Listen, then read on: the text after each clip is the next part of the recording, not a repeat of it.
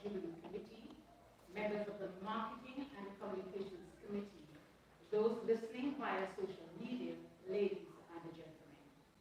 It is my pleasure to welcome you to this evening's panel discussion, which is part two of the Jubilee for Journalists and Media Practitioners.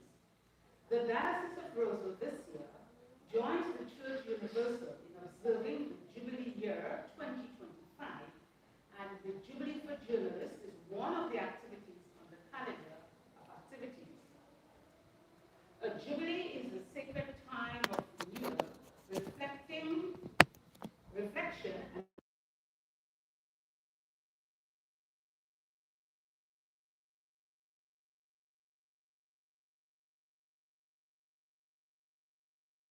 and focuses on the topic, journalists as communicators of hope, a collective and personal responsibility. We believe this is a significant moment to discuss the contribution media practitioners and their organizations make in bringing hope to our society and shaping the faith in our communities through various forms of media. The late Pope Francis, in his Communications Day message earlier this year, urged Catholic communicators to become communicators of hope, to focus on sharing stories of goodness and resilience while countering the often negative focus of mainstream journalism. This evening, hopefully, we'll examine how, through journalism, we can build a culture of hope, helping our communities and the world be less deaf to the cries of the poor and be less indifferent. But what are the hindrances to using communication to inspire hope and mutual understanding? Or is it the role of the journalist? Are the responsibilities of the journalist changing?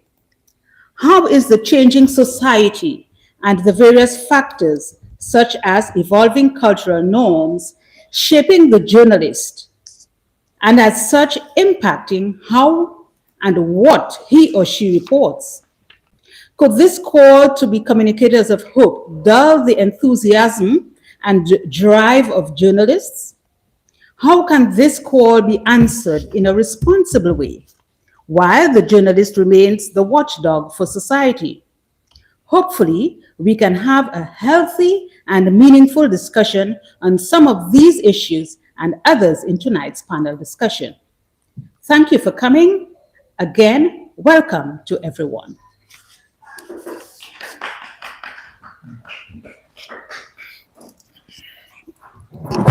Thank you very much, Nazarene, for introducing us to this evening's proceedings. I would like to call at this time on Father Nigel Karam, who is the chairperson of the 2025 Jubilee Committee in the Diocese of Roseville.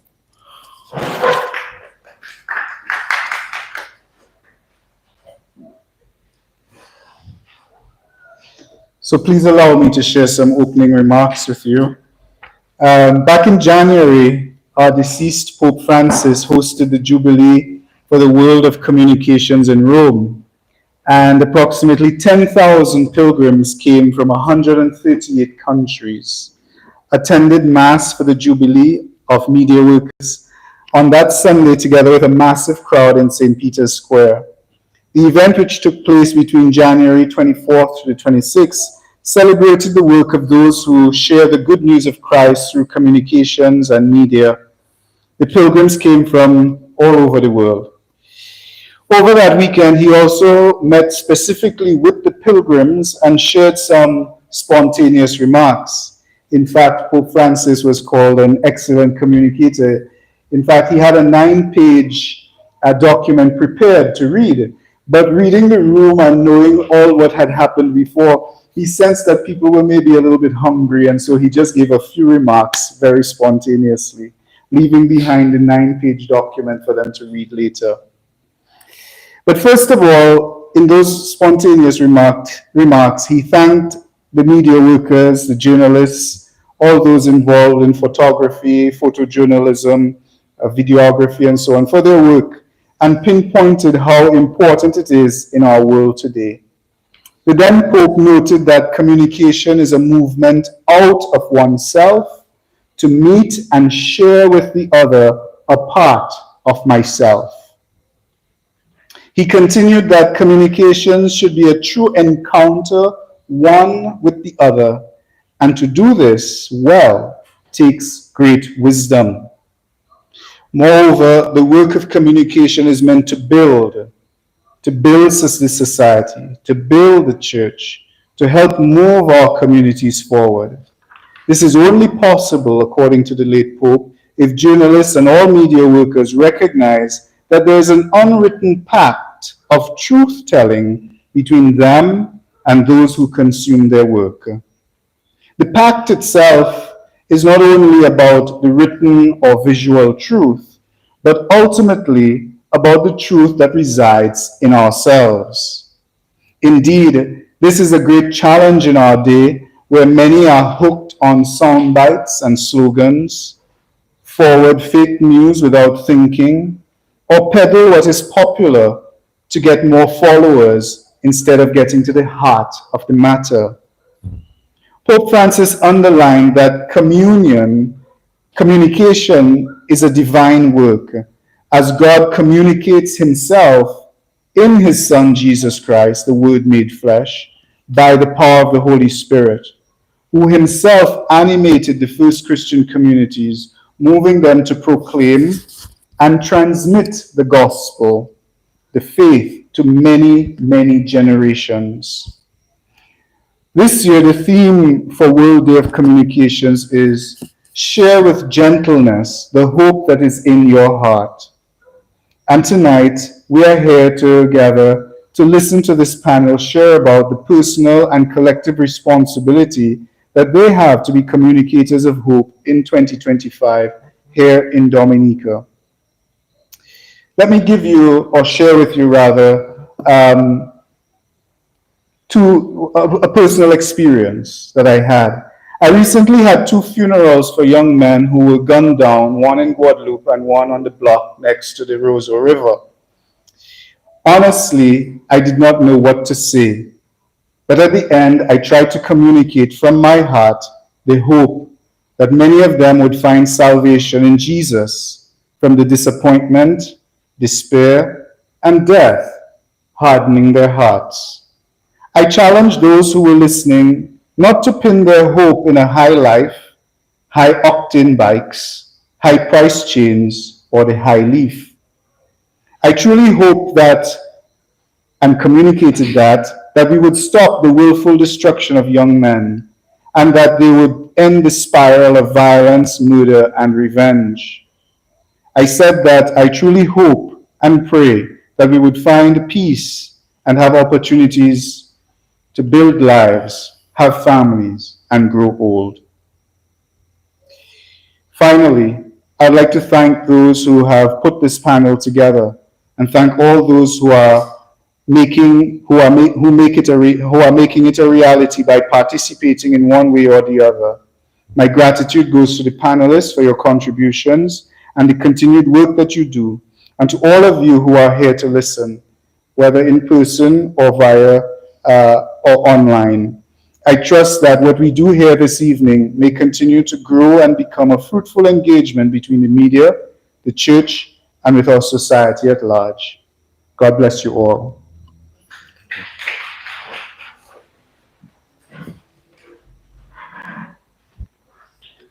Thank you, Father Karam, for those words. I now invite Ms. Nazarene Gordon to come forward to introduce our panelists.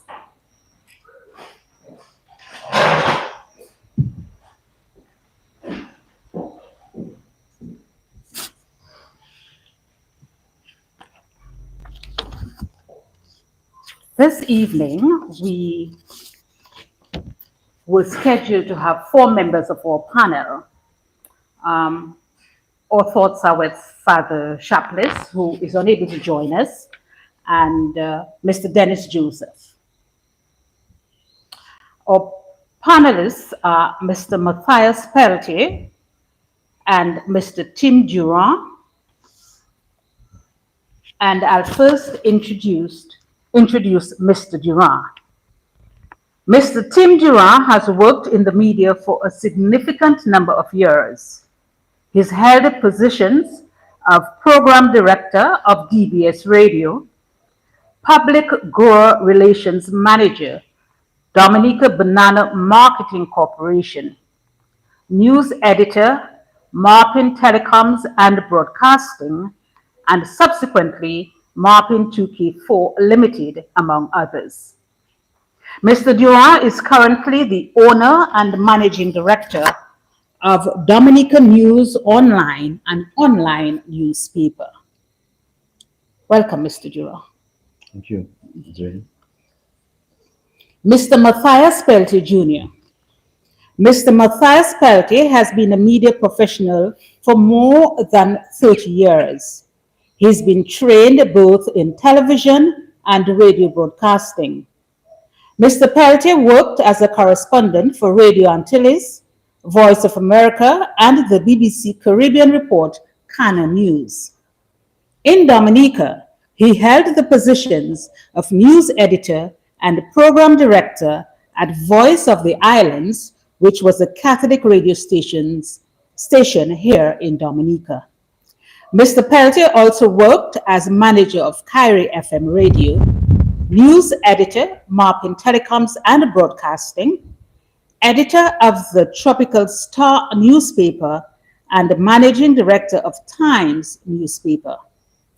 He later transitioned into talk radio, producing the popular Hang in its early days, and now the most talked about talk show, The Hot Seat, and The Talk on the Block. Over the years, Matthias Peltier has undergone training in various aspects of communication and media locally, regionally, and internationally. I welcome Mr. Peltier. My name is Nazarene Gordon. I'm your moderator. And to start things off this evening, we will invite each member of the panel to give some opening remarks. We begin with Mr. Durant. Mr. Tim Durant, as a media owner, someone who has managed both news and programming, who now has to be concerned about the bottom line, keep people's interest and compete with other entities, how do you see the role of the journalist as a communicator of hope? I invite you to give your opening comments. Well, thank you, Ms. Gordon, and thank you for inviting me here in the first place. And I would like to also welcome the people who are listening or watching, via social media and the various live streams. In fact, there is one live stream I know of, and that is on Dominica News Online on our YouTube channel. So I'm hoping that people are tuning in, logging in to watch it. And so we want to welcome you. How do I see, the role of the journalist, as a communicator of hope, as one who inspires hope, and how does that, apply to the experience that I've had in various, places that I've worked and the various contributions that I've made to media in Dominica. I think at this stage, we must begin, well, I want to begin my presentation by asserting that the journalist has to first and foremost recognize his or her role as that of presenting the truth. And whatever transpires from that, however it develops, into, various aspects of journalism, it must be the bedrock of whatever a journalist does. But I think critical to the issue of hope is that there has to be a certain amount of objectivity and a certain amount of compassion, if you will, that has to be brought to play when a journalist is doing his or her work. And so even if the role of the journalist is primarily to report the truth, as accurately and objectively as he or she possibly can, he must also consider that there is a need, and there may be a need from time to time to provide stories, to report on stories, to provide information that will instill hope, that will uplift people, and that will address situations that have the potential to affect the lives of people in a negative way. And so in my role, as a media practitioner over the years, I have tried to balance the need for reporting the truth with the responsibility of ensuring that there is that balance entails stories that will uplift people, that will bring hope to people. For example, I mean, you could be reporting, say, and I want to use a Dominican situation where it may be necessary to report on, say, the negatives that exist in society that one can identify with regard to the work of politicians, for example. The fact that in some cases there may be policies and programs that we do not think are beneficial to the country, or there may be behavioral patterns of politicians that we think perhaps are not in keeping with how the average individual should behave. But and we need to report those things. We need to report inconsistencies. We need to report behavior that is not in keeping with perhaps what we as a society have come to accept as moral behavior. But on the other hand, while it is necessary to report that, we must also temper that with accurate reporting on the positive things that these very same politicians may be doing. And so this is where sometimes the journalist gets to the point where he has or she has to be mindful of not being allowed, not allowing him or herself to be drawn into a particular position or particular alignment that could influence what he or she presents, and be mindful of the fact that there's need to present all sides of a story, to present the parts of the experiences that can be uplifting and hopeful to people. So I think it is a kind of line that we find it difficult for journalists to maintain, because there are so many influences, that seek to affect what goes on in the media, and it can be difficult for any particular journalist at a certain point in time to make the kind of decision that is not only in the interest of any particular party or interest, but in the general interest of the country. And so this is one of the things, I think, one of the challenges that I think that our journalists face in the country. With regard, for example, to the faith-based journalism, for example, there is the need for that, absolute need for that we need to be able to let our faith influence the way we report. I mean, one of the pillars, right, of reporting, accurate reporting, or how should I put it? Two of the pillars of effective reporting would have to be the need to recognize honesty, or to at all times try to portray honesty and integrity in what you report, or try to focus on those two things. But also, so this means that if you belong to a particular organization that represents a particular interest,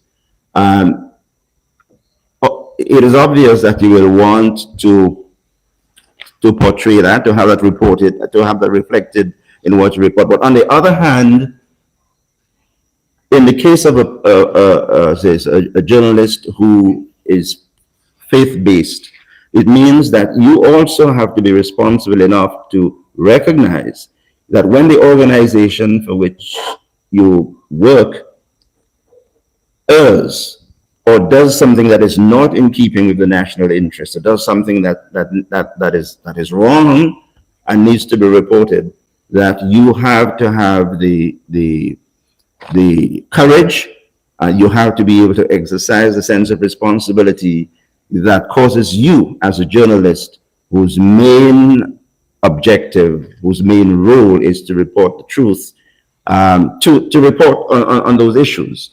So we are faced with those challenges and many others, but I'm pretty sure as the discussion continues, we can explore some of the other areas that we need to consider as journalists in trying to report and trying to ensure that hope forms part of the agenda that we push forward. Thank you, Mr. Tim Durant.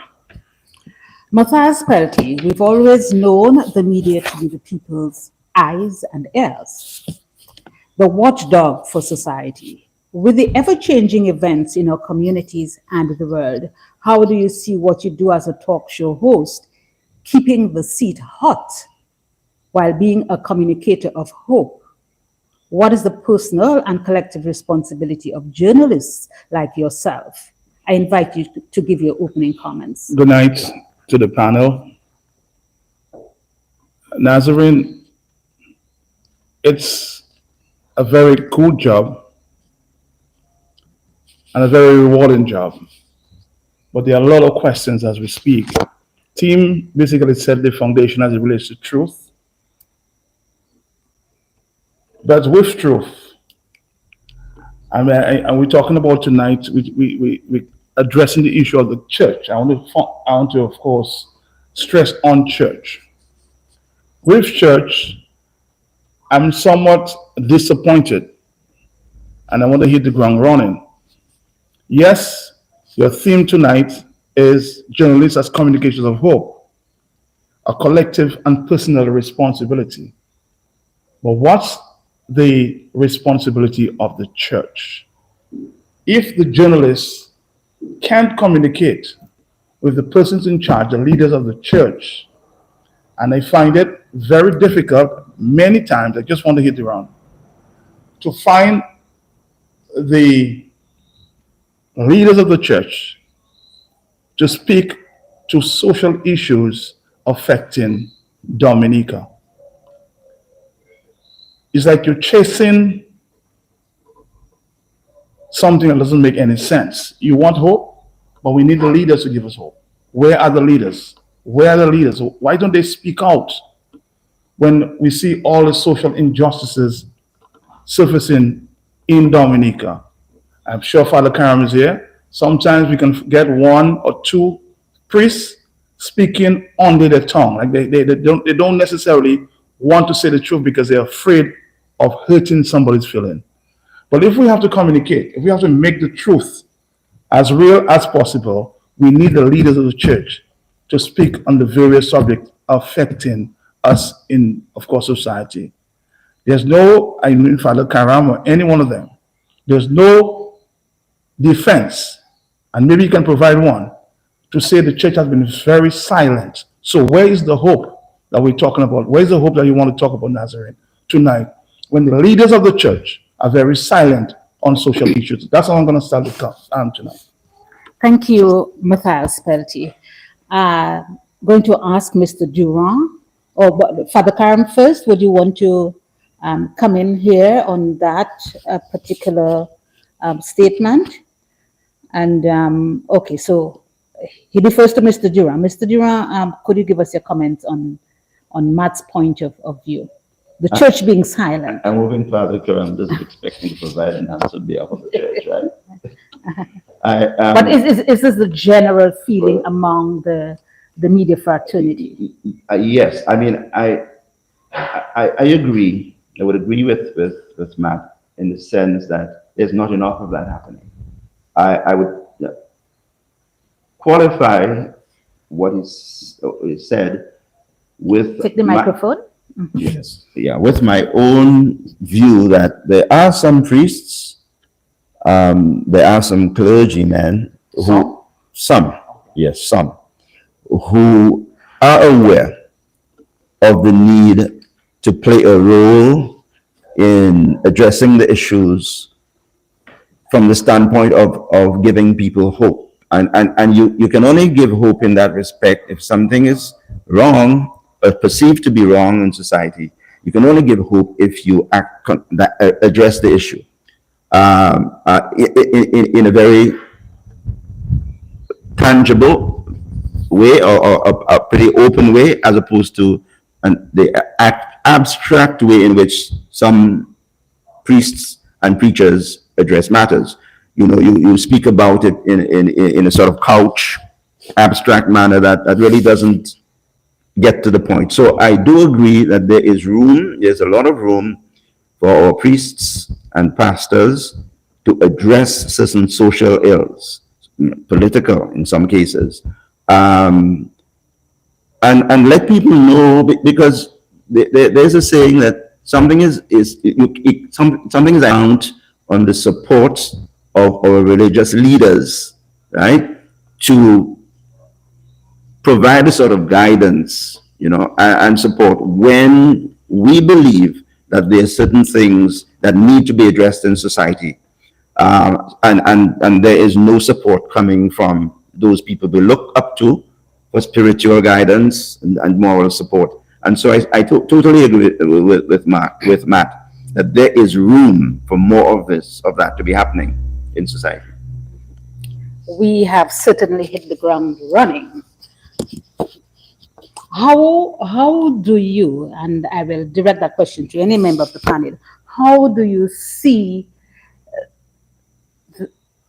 building the bridge and closing that gap between what is perceived to be the church's silence, and the communicators doing their work and bringing that hope? So how do you see a coming together and of course bringing hope to the people that we report to and the people that the priests and pastors pastor to?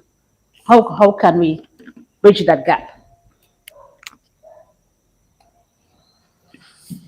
To any member of the panel.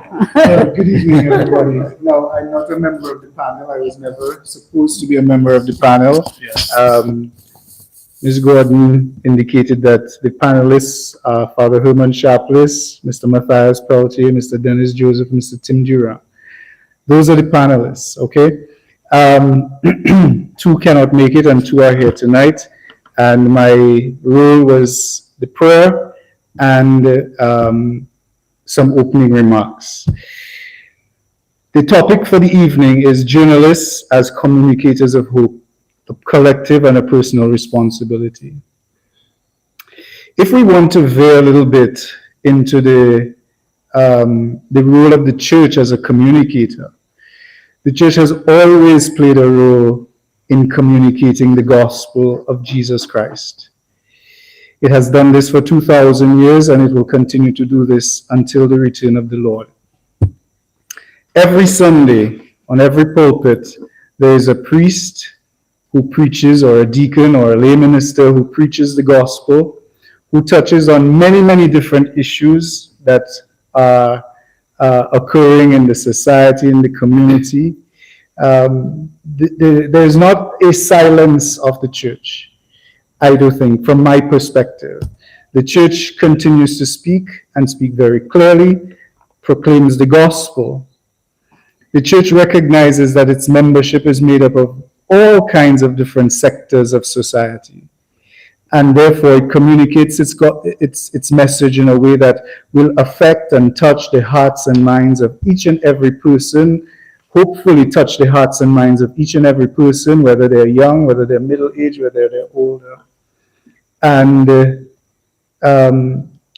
in so doing, gives that message and invites each person to take personal responsibility, or to take a collective responsibility as a community to effect the necessary changes that need to occur.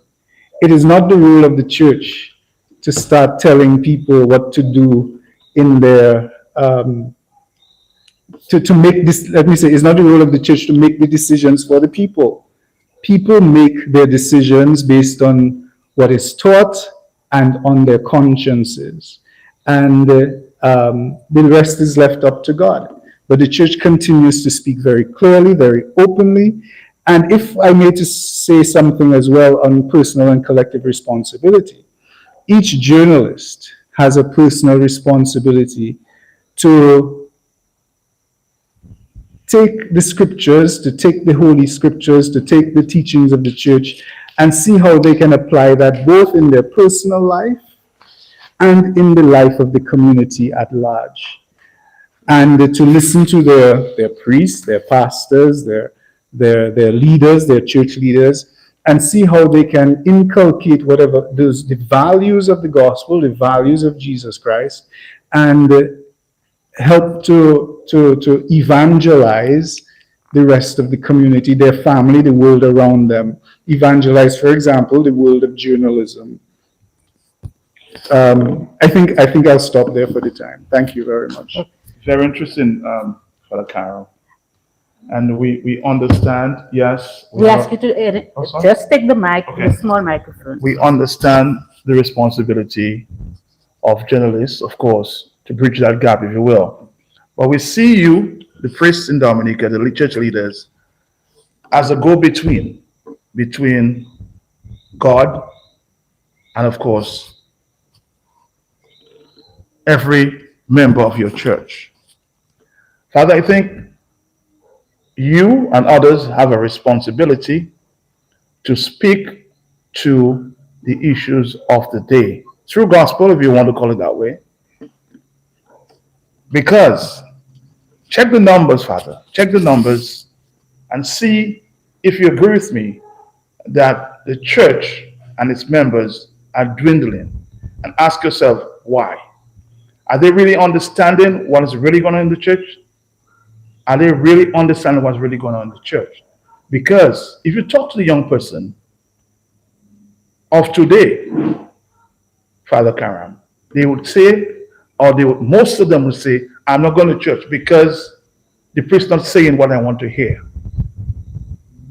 I might, as you said, I might not be right, but we have a responsibility to communicate in the most simple language and not talking through tongues, Father Karen. Because we as church, I worked with Catholic radio since 1989 at the Voice of the Islands Radio. I've done Catholic news. I have done many things as referred to Catholic. And I find over the years, I've seen a dramatic decrease of church members of the Catholic Church. Something is definitely wrong, Father, and we have to put this in perspective. That's my thoughts. Okay, Matt, thank you for that contribution.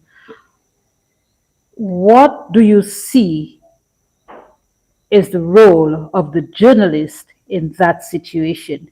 You've hinted that the young people maybe are losing hope, the numbers are dwindling, the pastors and the priests are not communicating that. But what is the role of the journalist to get the message out there to convey hope in the journalist's reporting and the programming? What is the role of the journalist in that regard? I would say, Ms. Gordon, that we have to create a bridge between the church and journalists. The priests and the church leaders should make themselves more available. So, for example, we can say, we're talking to Father Karam this week. Let's have Father Karam speaking to the public through, of course, DNO, or Q95, or Kyrie. Let's have a conversation with people. Have them understand what's really going on. A talk with the bishop. Break it down. Let the people understand the role of the church in our society. We should have more communication between the church and journalists so we can help people understand what's our role and to provide a little more hope. Tim Durant, what do you see the role of the journalist in bringing that hope if society doesn't think that sufficient on the social matters are coming from the pulpit? Well, I think it's the role of the society to highlight that deficiency, as Matt has just done. That if you see, when people are distressed, when people have issues, when people are in situations dealing with matters that they don't understand, or they perhaps feel that they're not in a position, they feel like they're powerless to address certain matters. They look to leaders to guide them. And I think it is fair to say that the church is perhaps one of the greatest sources of inspiration, strength, and courage, for the populace, for people generally. So that I mean, Father Karam is right that the church does,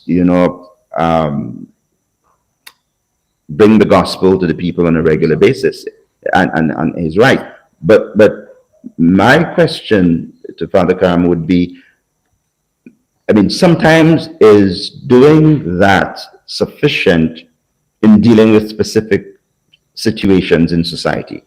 I mean, when Jesus Christ, for example, went to the temple and ran the traders out of the temple, he could simply have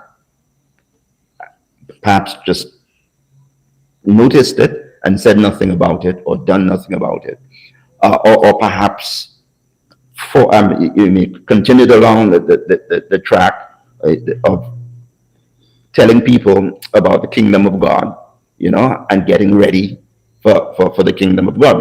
He'd come to bring salvation to everyone and stuck to that.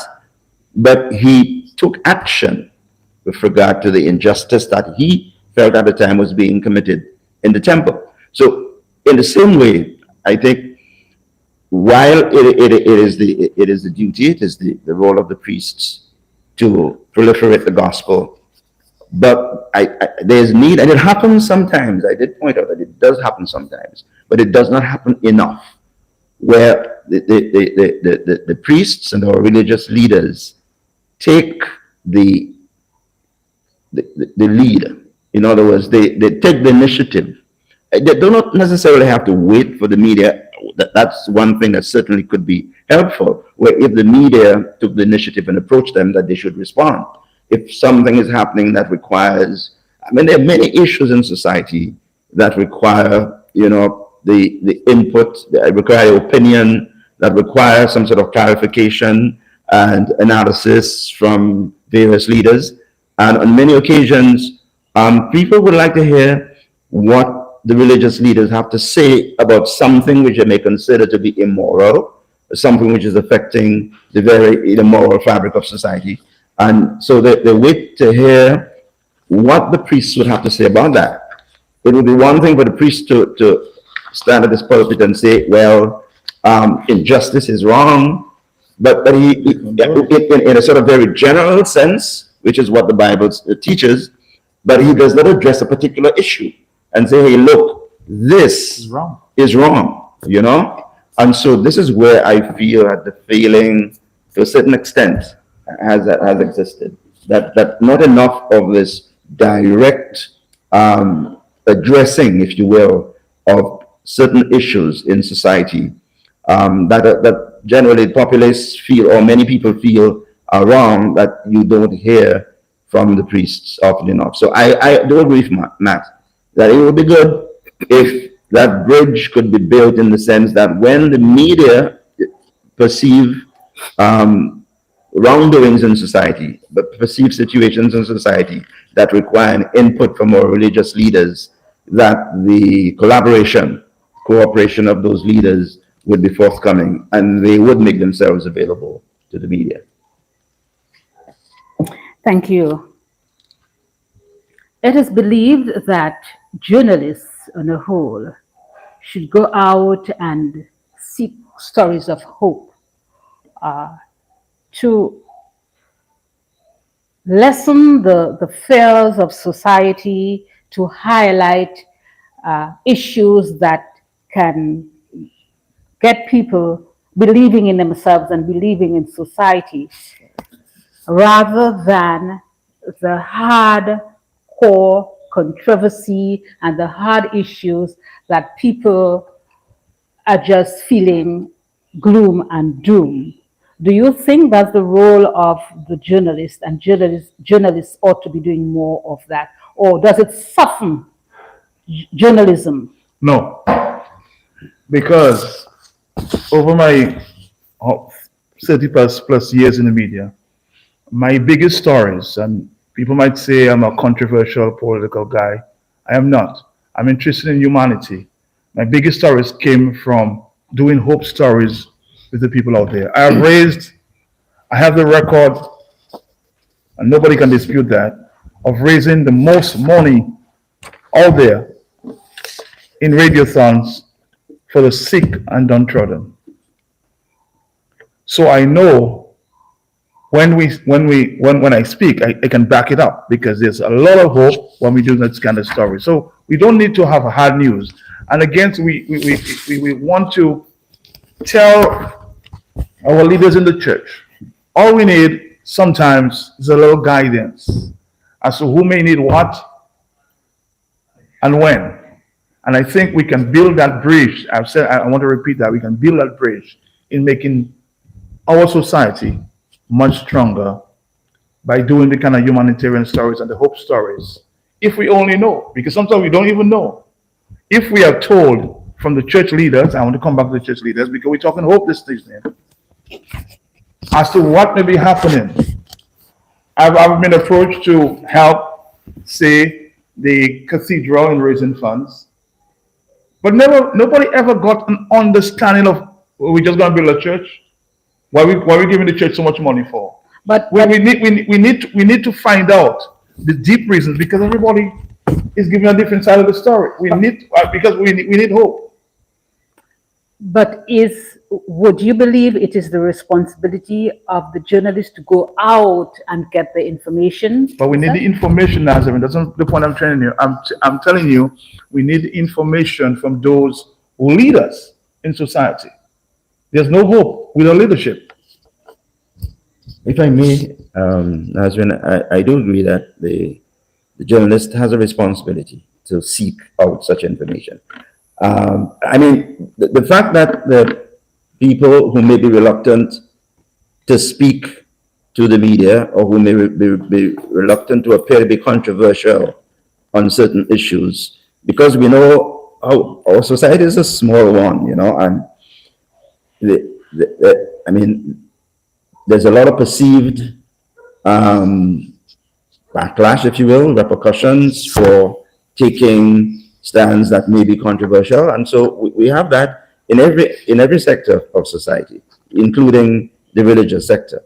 But I do believe that journalists have a responsibility to themselves to seek out that information. I didn't come here to laud DNO, but I want to point out, based on what Matt just said, that DNO was one of the organizations that sought out Father Karam with regard to the church. We actually approached him and said, Father, we know it's been difficult to raise money for the church. It's been a long process. There's been a lot of criticism from, certain sectors of the public about, the church and the fact that it has a lot of money, and why you're coming out and asking people to give and give again. Explain to us why this is necessary. Give us the history of the church, why it is so important to ensure that it is repaired, we refurbish it, bring it back to what it used to be, so people can understand. And he was very gracious and agreed to do that. So I'm saying, similarly, if I were to approach him and say, Father, there's a controversial issue, that really people are concerned about, and we would like to hear, what your view is from a biblical, a moral perspective, that he would not say to me, boy, I don't know if I want to talk about that, because you know how it is, right? So I'm not saying read it, Father. I'm not saying that at all. But I'm just saying these are the kinds of things that we would like to see more of happening. It's part of bridging the gap, creating that bridge between the media and the clergy and the religious. Okay. We now know how we can bridge the gap. Crime and violence permeates society. Earlier on, Father Karam referred to the two funerals. We hear very often that we are losing our young men. Parenting might need some areas of brushing up. We are in a society that's indifferent. How do you see your role as journalists, collectively and individually, contributing to creating a better society to help curb crime and violence? Let me say from the start that I think one of the fundamental problems that we're now facing with the young people is the fact that we talk down to them and we don't talk with them. I think we need to build a bigger conversation on that level. People always see you with a big stick approach, but what is going on as to, let's hear the views. I heard the Prime Minister just a couple of days ago saying, let's engage with the leaders of the rebel leaders in Haiti, because he understands that they too have a voice and they too need to tell their story. Sometimes we misunderstand them. We have a lot of young people are killing each other these days, but what do we understand about their background? What is their story? I think too many times that we talk down and we don't talk with them. I think that's the fundamental problem. Yeah. The role of the journalist in that regard? With regard to helping curb crime or fight crime in society. I think it needs to begin with journalists becoming informing themselves and getting the assistance, say, from the authorities, the police, to get properly informed about it. We hear about crime in the country. We hear about shootings and stabbings on a much too frequent basis.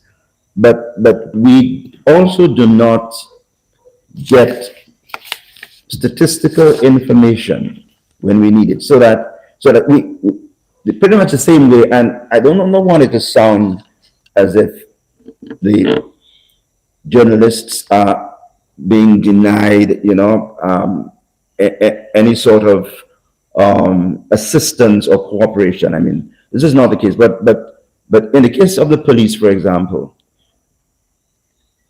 it is difficult to, on your own initiative, to get information from the police. So that if you report a crime today, somebody has stabbed someone in such and such a community, you want to be able to provide some context, some expanded context to that killing, to get the message, message, if you will, some more meaning, to make it more meaningful to your audience, your viewers. So one person was killed in I don't want to call any names, but somewhere in the vicinity of Roseau.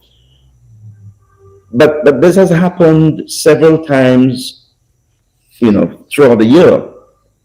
You want to be able to get information from the police that will support, the message that you want to put out there, to the effect that one killing is too many, or the crime rate in Dominica is increasing, and this is not good for the country. And so you want to ensure that when you put that information out there, you can support it with information, accurate information from the police that will back it up. And one of the problems we experience is we're not able to get any information from the police unless they have something to put out.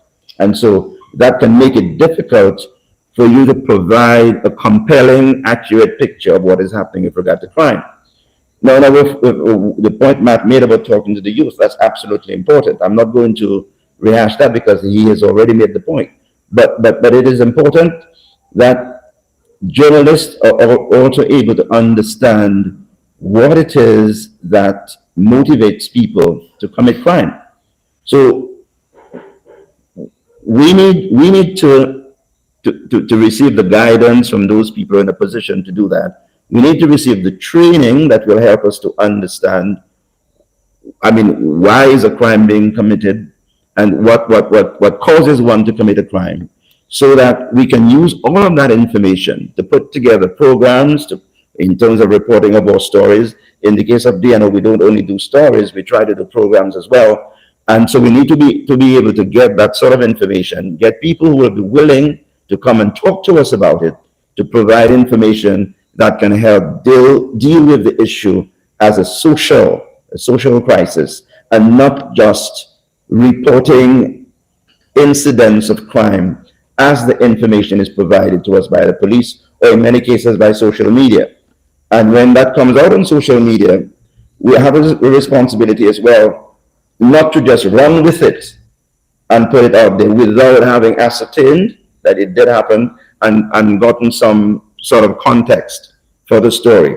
So there's work to be done, and the journalists do have their role to play. But I think it cannot, as the saying goes, one hand cannot clap. It always has to be a collaborative effort. I just this morning I spoke to Mr. Blackmore about a situation that's now, of course, current, and I spoke to him about the importance of getting somebody in the police station that is outside, and it's not get a public relations officer that can relate more directly with the press, so they can have a better understanding. Because when a rumor starts, it blows up. So we would prefer get the information from somebody who understands policing and understands community, because right now the police and the media don't have the best relationship, because it's almost like a police, media banter. We need somebody that is responsible in the media to share the information going forward. We are keeping this conversation in the context of the theme, Yeah. personal and collective responsibility. Let's speak to the collective responsibility of journalists to initiate that training, initiate workshops and communication to get the information and to put it out in a way that gives the community hope and gives people a sense that all is not doom and gloom, and people are it's not just a society of crime and instilling fear. What is the collective responsibility of journalists in initiating such programs? I was the president of the Media Workers Association for some time, and we as an association tried on many occasions to provide that training for media. But as it relates to news, read Catholic news or news from the Catholic Church, the last time I received personally some training, it was in 2003. So that's many years ago. The church, since then, you correct me if I'm wrong, have not provided an education for the media to help in the dissemination of information.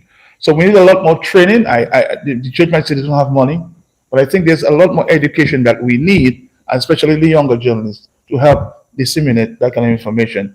And I have approached the Prime Minister and his press secretary to provide a little more training, because I think what is lacking in Dominica is the lack of training the lack of training to provide the media, especially the younger ones. I'm almost gone. In other words, I won't be here for too long. Of course, if God gives me more life, I'll take it. But we have a responsibility to train the younger persons, and maybe the church can get involved. I mean, they may be excused, there's no money, and other organizations to provide that kind of training. I tried facilitating through some Caribbean organizations many years ago, but this has stopped. So we need to find some source to train the journalists, especially more relevant as we speak with church news, and get the information out there.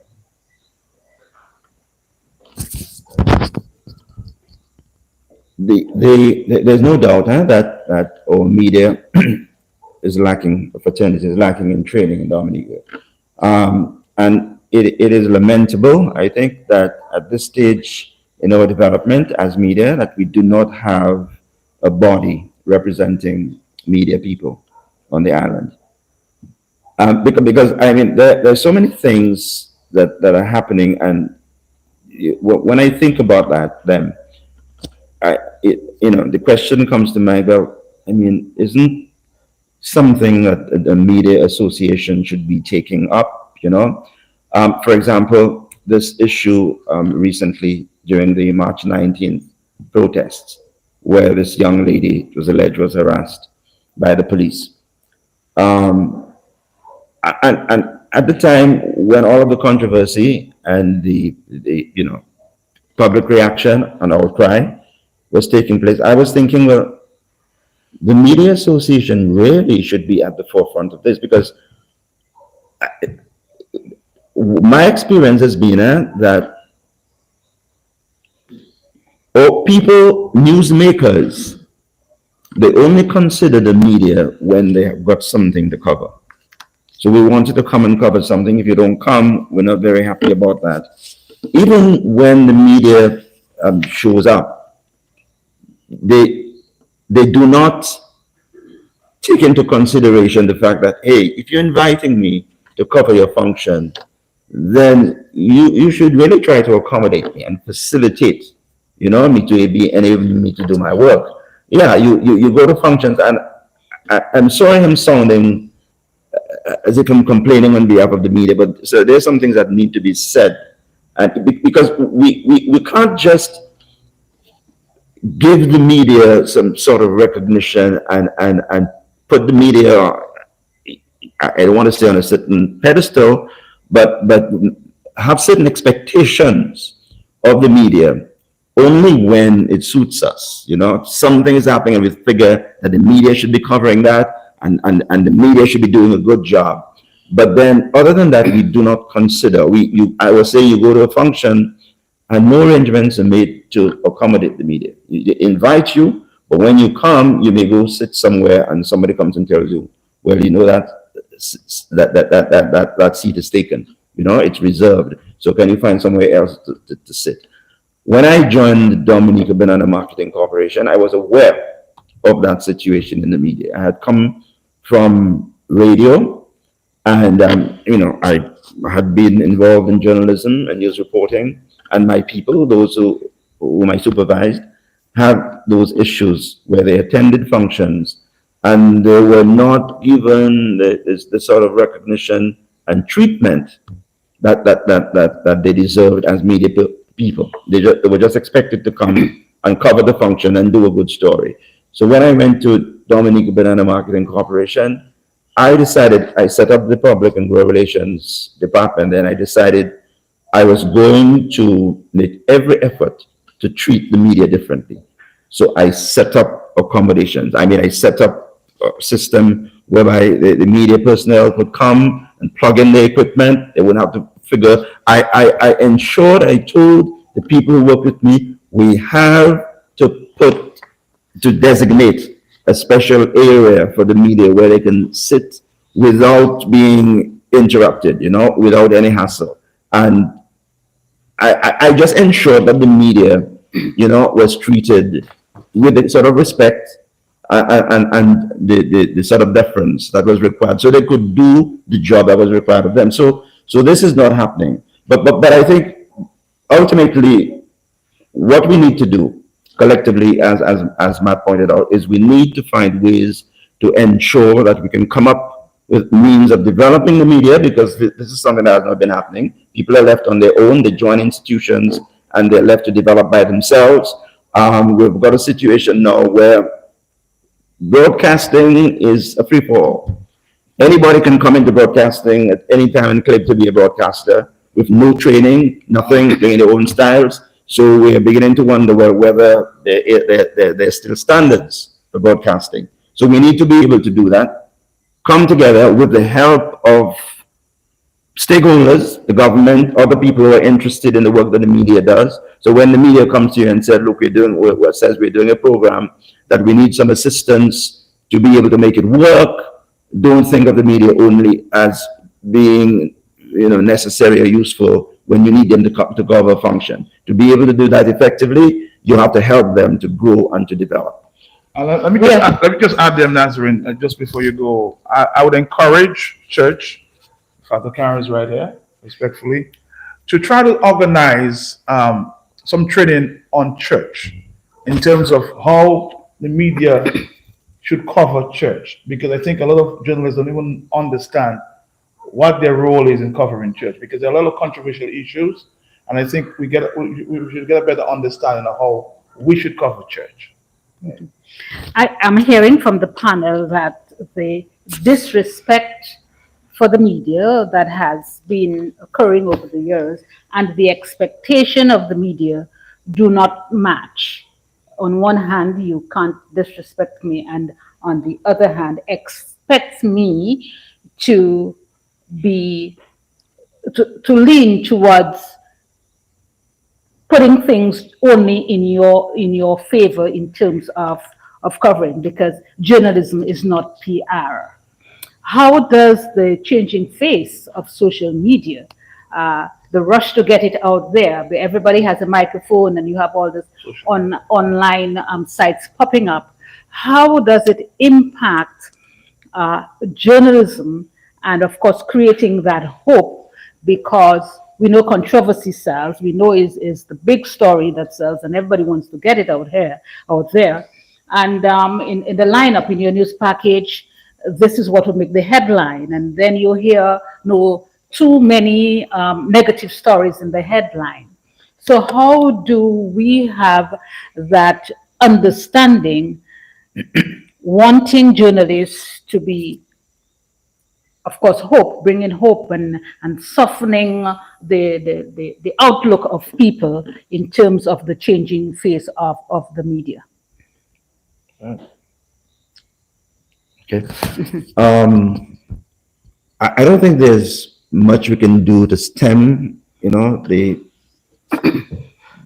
I was going to use the word development, but I'm not too sure the word is right as a right word, development, but to stem the tide of social media. It is going to be there, and people have come to sort of accept social media as the perhaps the most effective means of disseminating information, right? And in terms of its timeliness. And so it has really put traditional media in a difficult situation, especially if you're a media outlet that is commercial, that is working to make money, to be able to remain in business, so that you want to ensure that you remain competitive. So from a DNO standpoint, we have recognized that it is because social media comes with its ills as well.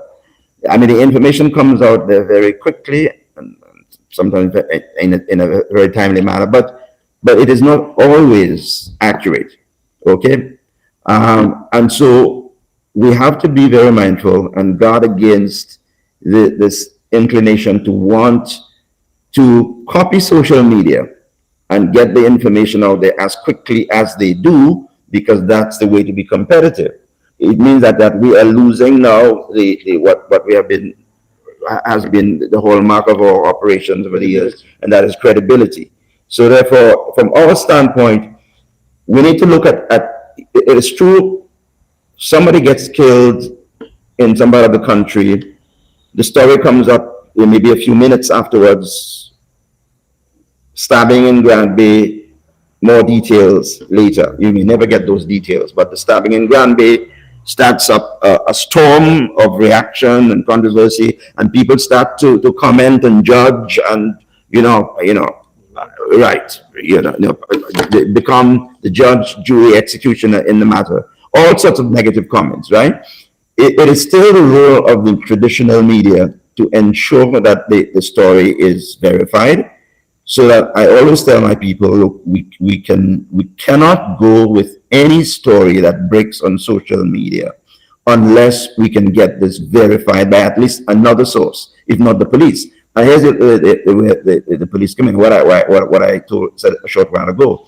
You get the information, and you contact the police, to find out whether they can verify it or confirm it, they don't have the information. And you have to wait, for maybe they never get back to you in some cases. In some cases, they do. So it means that it puts an extra burden on us to do our own verification, to get our own sources. But the bottom line is, if you want to remain, credible, you cannot afford to go the route of the social media. You can use social media to get tips so that something breaks on social media and it sounds as if like it's newsworthy. So you use that information and pursue a developed story that can bring your readers and your viewers more information on the incident. But if we want to remain credible and we want to remain trustworthy, we have to come up with a different way of dealing with the news stories rather than trying to copy social media. My only comment on this is my role in the newsroom. It's not about getting it first. It's about getting it right. That's it. Okay. Very healthy discussion. We now invite questions or comments from members of the media. If any members of the audience, any member of the audience would like to pose any question to any member of the panel or any comment, I will come around with the microphone. Is that okay, Mr. Cameraman? Yes, okay.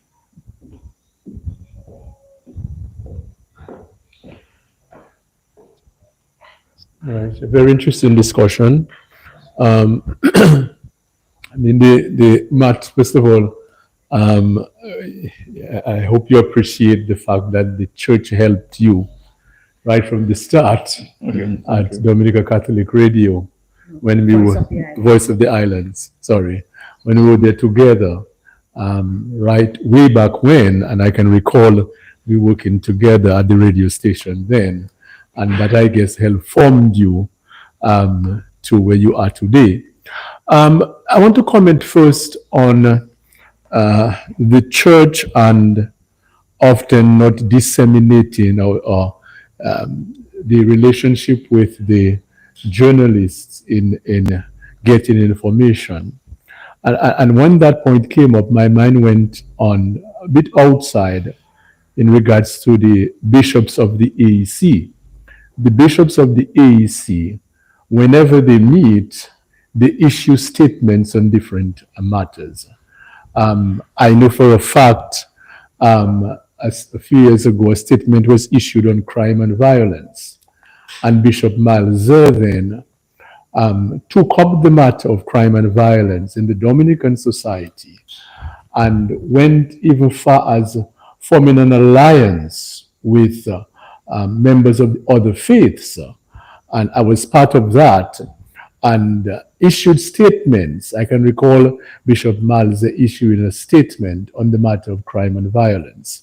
And also, I know for a fact too that the Justice and Peace Commission, of which I was part of, took up as part of its terms of reference to give the bishop guidance in issuing statements on issues of the state.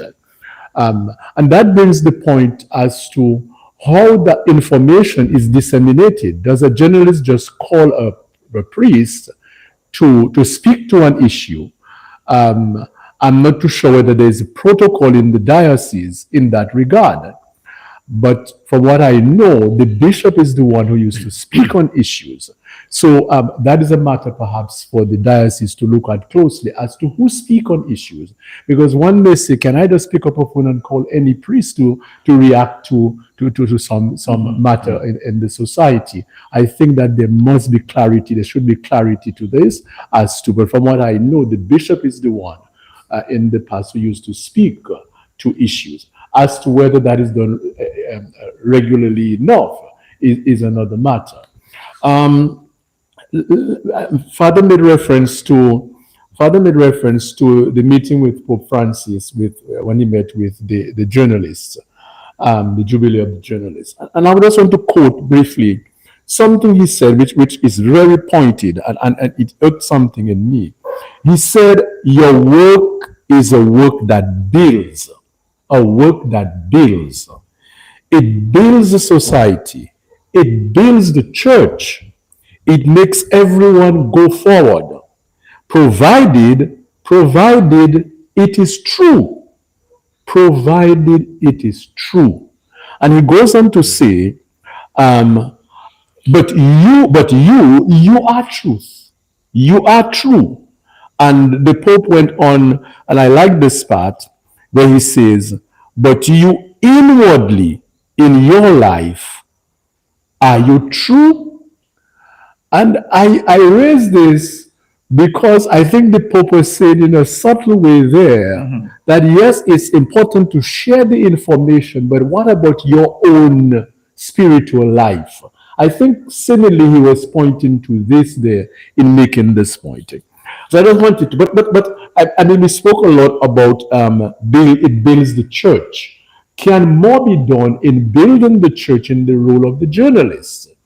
And I heard a lot of points were made. Yes, we try to get information, but can we take now and then in the print journalism to do a feature on different aspects of the life?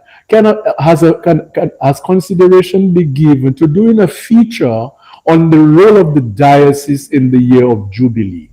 What are the programs? What are the activities? Can the has the print media researched that and to pull out a story there? Has a panel been formed to come to discuss those issues?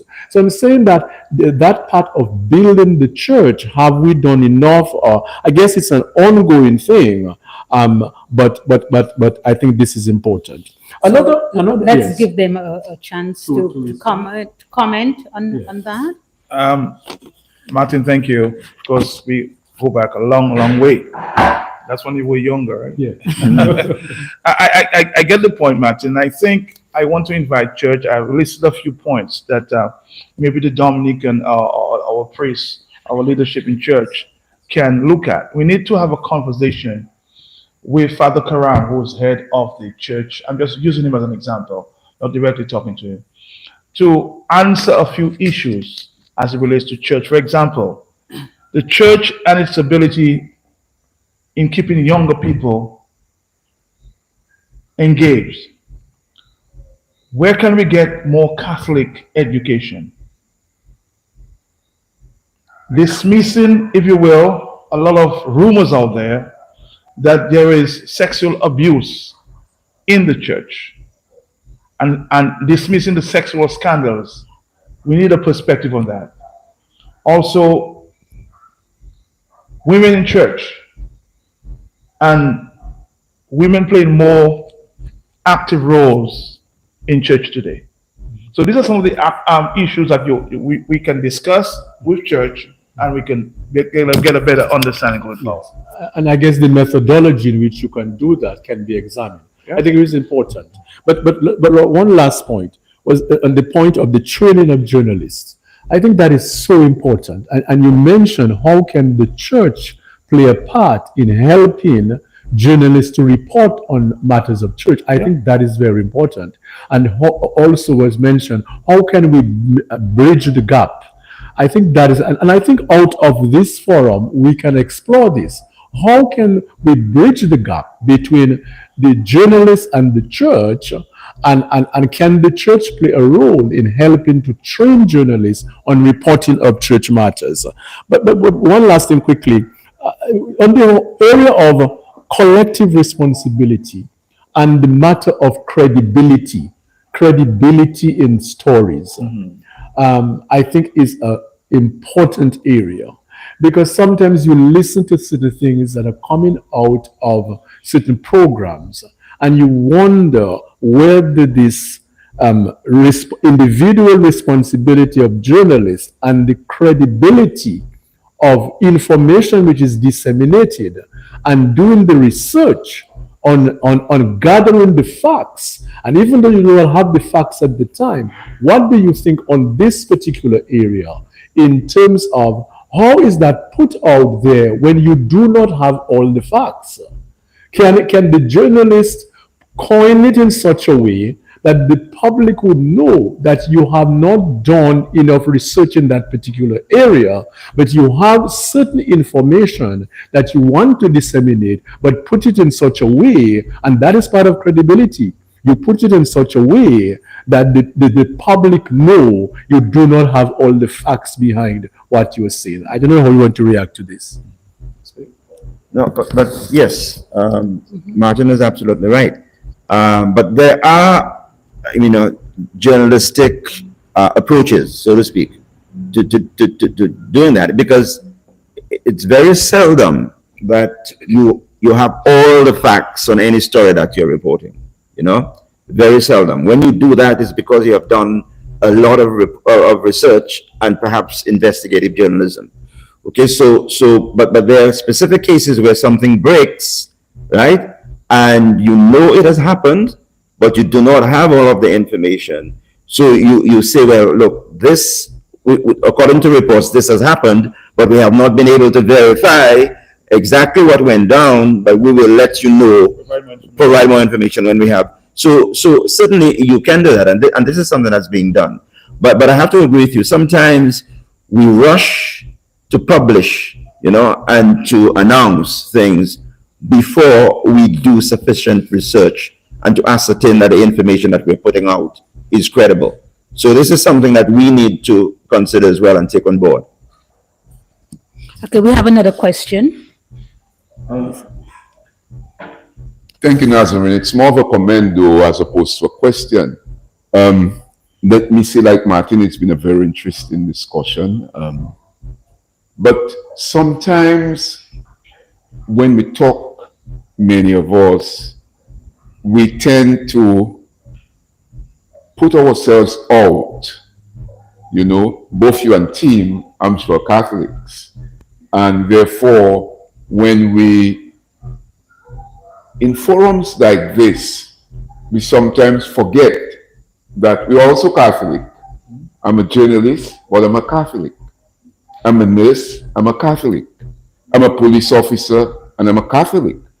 And I think if we think more of that, I don't disagree with you that the bishop and the priest cannot perhaps give more information to the media, but we as individuals, we must also see ourselves as part of the church and as church.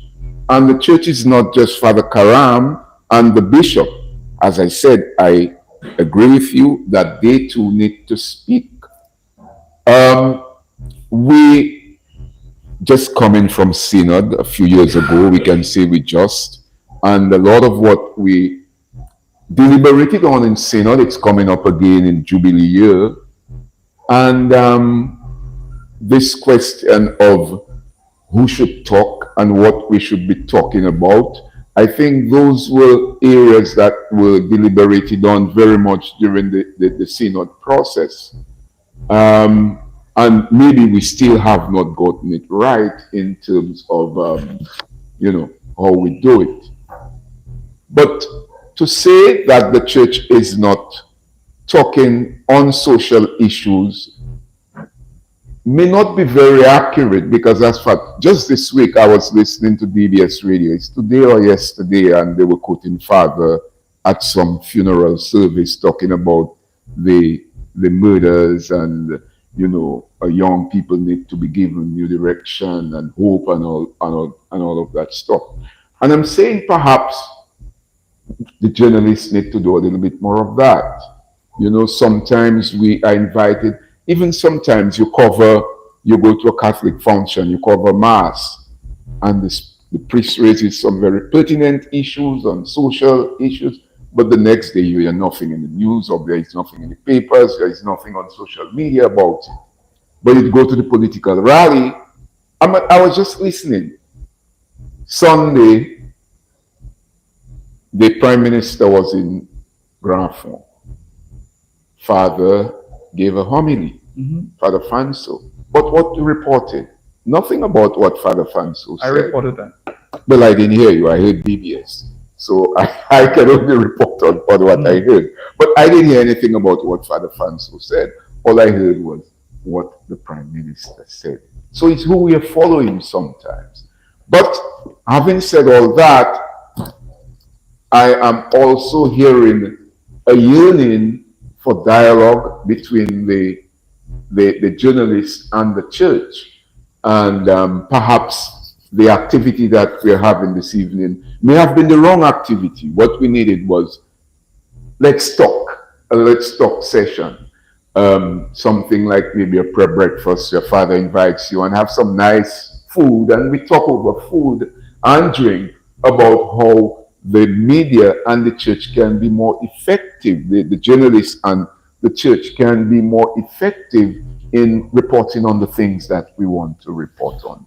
And maybe we need to take that to the next level. What we are doing here tonight, maybe we certainly need to do a follow-up, and that could be a follow-up because a lot of our media people are not here.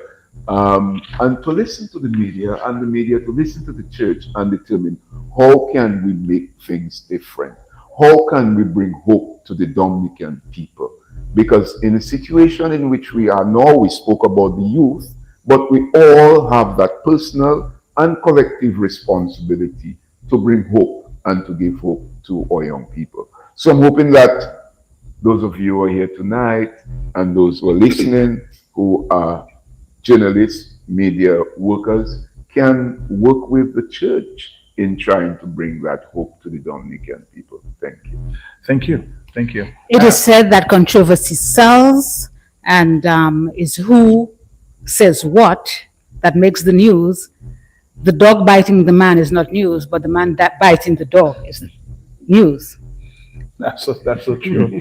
I want to, as you said, Davis, I think there should be more communication, and we can't be everywhere in every church. But I think the church should set up some public relations, if you will, and try to get a coverage on maybe on a weekly basis of some of the vital issues that is preached in the homilies, and we could get a better sense of what is being said out there. Because to make a blanket statement that is not being said may not be fair, but I'm saying there should be a responsibility from the church itself to provide some communication to the media out there so we can do a better job at communication. We also have yes, do we have a question or comment? No? Just a comment. So, first of all, let me just congratulate the organizers of this forum and the enlightened panelists.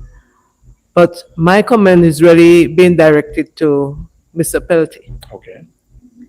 And you know it is when, I'm not saying that that is what you're doing, pointing fingers. When you point so many fingers in different directions, there's one pointing at you. And I say that to encourage the reformation of a media association that would set standards, organize training, and reach out to the sources from which you need information. Because you made some comments and they were addressed by both Father Karam and Mr. Dura. In the sense that we do have homilies and we do speak on certain issues. And from that, you can gather the discourse on social problems and the position or the thought of the church or the priest at the time and so on. So it may not have been totally fair to say that, you're not hearing from the church. I'm assuming that you go to church very often, so you can pick up one or two things. And Mr. Dura also spoke about the facilitation or the accommodation that the media personnel deserve right?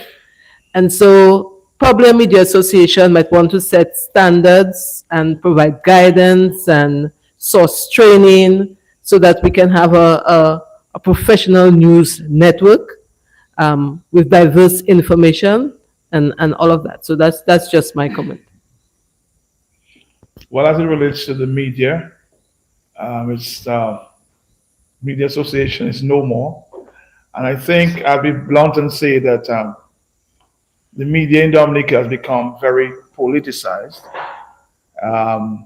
So what you find is 10% pro-government and 10% pro-professional media. That's the challenge that we have right now. And I'm hoping that good sense will prevail and we will answer your call. But I believe too that the training that we've talked about could help to resolve that, if not entirely, but to a certain extent. Because if you're a properly trained media person, journalist, you're entitled to have your political affiliation, but you as a professional, you're not supposed to allow it to be reflected in what you produce, And I think that is what has gone wrong, with us. So, or the other aspect of it is that because of one's political affiliation or sympathy, so to speak, I may not necessarily be affiliated to a party, but I sympathize, with that party or politician. I, refrain from publishing, certain information about that particular party or politician. And I think a trained person, well-trained media, professional should be able, to deal with that challenge. Still support your party or your politician, but be able to report the truth accurately and objectively. And I think this is what we're lacking in this country right now. Okay, we have another question or comment. I've very much enjoyed this conversation. I would call it so. Coming from a background of having run the Catholic magazine for more than 10 years, I didn't realize all this time had passed. And although I have taken a step back from that now, but I'm very pleased with some of the comments because these are the things that we're not aware of. They trying to build a bridge between what we want said and what the media wants to say, and how do we get that across. So I think I've been taking notes on the phone. I've been taking notes. So it's something that we will take back to the communications department and maybe start from scratch and re-examine exactly how we have been doing things in the past. Obviously, we can't do things how we're doing it before it, because if it's not working, it needs to be revamped. So I'm really appreciative of the comments, and we will definitely take that back. I love all the comments here and so on. Nazarene and myself have a lot of work to do, but it is really good, to get a nice, calm perspective we can discuss and find out. Never heard this from the media before, and I'm sure you probably haven't heard some of what we said before. So it's a really wonderful discourse this evening. So thank you very much. Thank you. Well, we thank members of the audience for their comments and questions, indeed informative. We will, at this point, give each member of the panel to give a closing remark. And Father Karam, we know you're not member of the panel, but would like to hear your closing thoughts, having listened and part of the whole Jubilee year. We begin with Mr. Tim Durant. Thank you, Nazarene. Well, I too want to echo the sentiments that have been expressed about the discussion this evening. I quite enjoyed it. I was exposed to certain ideas that I had not myself thought of before. And I think what it has done is opened up the possibility for more interaction, greater interaction between the media and the church. And I am pretty sure that Vanessa is going to take that up to ensure, because one of the things I think that needs to happen is there has to be true. The media has to take initiatives. Okay, that's what we do, or what we're supposed to be doing, to take initiatives to report the news. But you find, and from my experience, that organizations that have well-established communication units, they get more of their information out in the media, right, than others. So if the church can do that and set up in a way that makes that information available and provide the opportunity for exploration and expansion of that information, so that you send me a press release, because the way it works, I mean, you send me a press release and I may choose to run it as is, verbatim, but I don't have to do that as a news person. I can look at the press release and say, hey, this thing needs development, this thing needs clarification, and I need to talk to somebody about it. So if that sort of, relationship can be developed, between the media and the church, when next we come back here for another such discussion, we'll be saying different things. Okay, so that's what I'd like to say, and just, reiterate my position, my view that this has been a very enlightening, interesting discussion. And thank you for inviting me. Matt Pelletier, if you take the microphone. Based on the discussion tonight, I will say there is hope. And I'm hoping that the leaders of the church can, of course, take on some of the advice that happened tonight, that took place tonight, because church news plays a vital role in keeping members informed, strengthening community, and supporting the church's mission by fostering a sense of belonging, providing a platform for ministry, and encouraging spiritual growth. On that note, I say thank you. Pass the microphone to Father Karam, please. So I would like to just express my own gratitude to Mr. Duran and Mr. Pelletier for their time and their expertise, sharing that with us tonight, and helping to provide a provocative and hopefully very, as well as you have said, interesting conversation. And indeed, this is we can see this as a beginning, as a start to a more interactive and relationship between the media and the church. And hopefully as we move forward, we can do more to help to facilitate one another and to get our people to have a full sense of the mission of the church and the gospel that we preach. Let me just add one more comment before we go. I will encourage, to start it off, that on a weekly basis, Vanessa and Nazarene, that we have a conversation with one particular priest every week, so we can talk to the issues of the day. Okay? Not just Father Karam, but everybody. Well, indeed, this was a lively discussion. It took a turn that I did not anticipate based on the focus, but this is healthy.